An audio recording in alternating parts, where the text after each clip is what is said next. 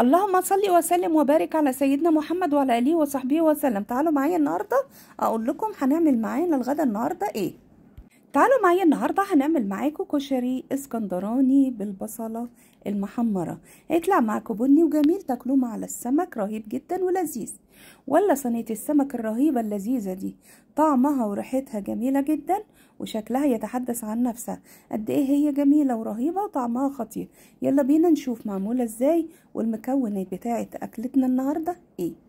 عندي رز ابيض عادي، رز مصري غسلاه وحاطه عليه كوبايه رز، تحطي مج يعني تحطي عليه ربع مج عدس، ماشي، وتنقيهم وتغسليهم وتخليهم زي الفل. جيبي البصل المحمر كده وحطيه في قلب الميه المغليه مع حبه كمون وشطه. انا بجيبه جاهز البصل ده مجفف، ومع حبة شطة وحبة كمون وفلفل اسود، وتحطيهم على النار يغلوا.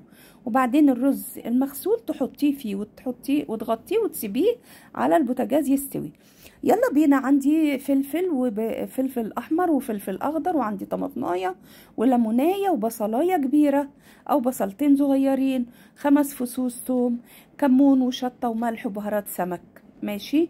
هتحطي عليهم معلقتين خل، حطي عليهم معلقتين ملح، حطي عليهم عصرة ليمونة وخل التفاح، وامسكي كل المكونات دي قلبيها مع بعضها وحطي عليهم معلقتين زيت زيتون.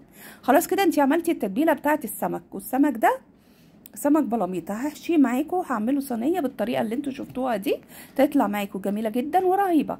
خلاص كده كل التتبيله بعد 5 دقايق حطيتها فوق السمك، وامسكي السمك كله كده ايه بهاري. السمك بتبقي غسلاه حاطه عليه ملح وخل، وبهاري كده كل التتبيله دي بقلب السمك. الجديده والتركايه الحلوه اللي انا هجيب نص كيلو بطاطس اقطعه حلقات واحطه فوقيه، ويكون بطاطس مش كبيره، تكون بطاطس طويله دي رفيعه، اعمليها حلقات كده وحطيها. ادعكي كل المكونات دي ببعض كده، والطعم والريحه والدنيا كلها تتقبل من بعضها، ماشي. وظبطي الصينيه بتاعتك بقى ورصيها. وبعد ما ترصيها ماشي، جيبي بقى قشره الليمونه اللي احنا عصرناها اللي احنا حطينا مع التتبيله، حطيها في قلب الراس، في الراس دي وفي الراس دي، هتدي طعم جميل. الزيوت العطريه بتاعتها هتطلع كده جوه السمكه، بطن السمكه، هتخلي الطعم معاكي في حته تانية خالص. رصي البطاطس واحشي السمك من جوه بنفس التتبيله، والبطاطس رصيها في النص وفي الجنبين. اعملي كده شكل جميل يفتح النفس لاولادك، اكلتك تبقى رهيبه وجميله.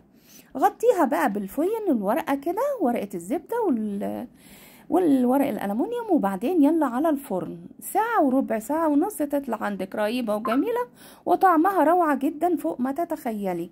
جربوا الطريقة دي هتعجبكم جدا، والنتيجة بتاعتها رهيبة ولذيذة وطعمها رهيب رهيب رهيب.